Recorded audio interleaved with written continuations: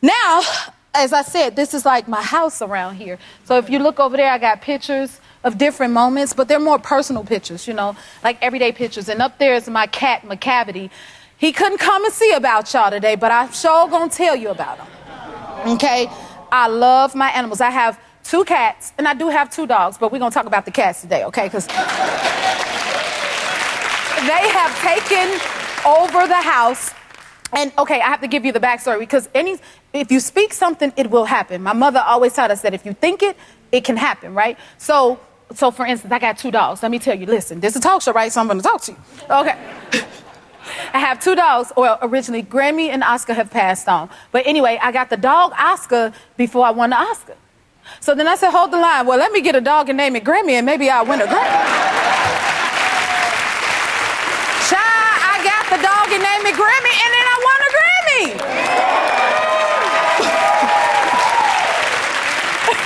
So then after that, they had a baby, 4 babies, and one of them was a girl. And then the girl, we named her, guess what? Dream Girl. Anybody see the movie Dream Girls? If you did, I was in the movie Dream Girls. So that's what Dream came out. So now we're in the new chapter, and I did a film called Cats, and I always make sure I have a keepsake from the film. I played the cat, Grisabella the Glamour Cat, right? But then the villain in the movie was named McCavity.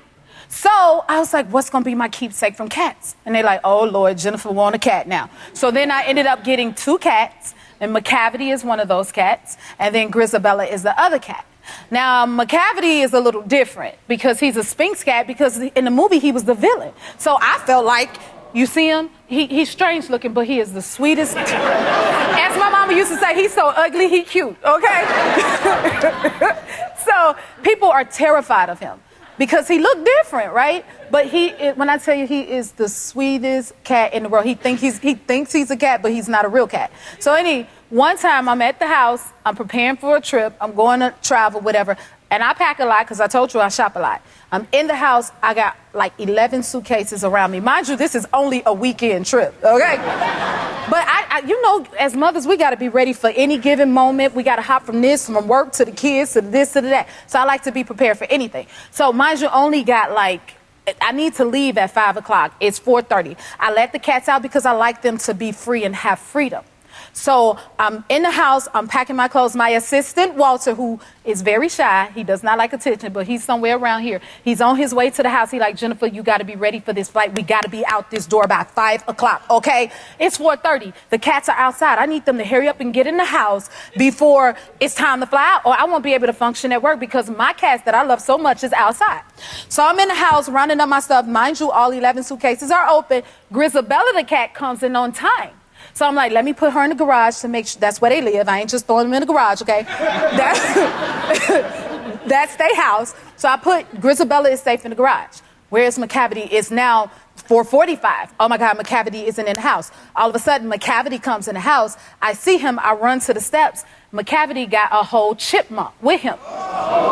Exact. Oh, is right. So I'm like, okay, first of all, my instinct is to save the chipmunk from McCavity.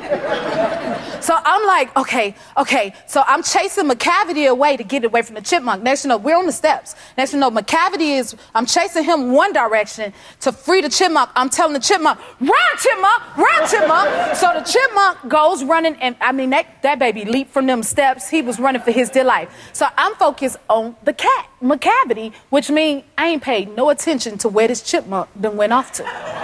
Walter's on his way. Walter comes through the door. That's Walter right there. Listen. He walks in the door. I'm like, Walter, do not be alarmed.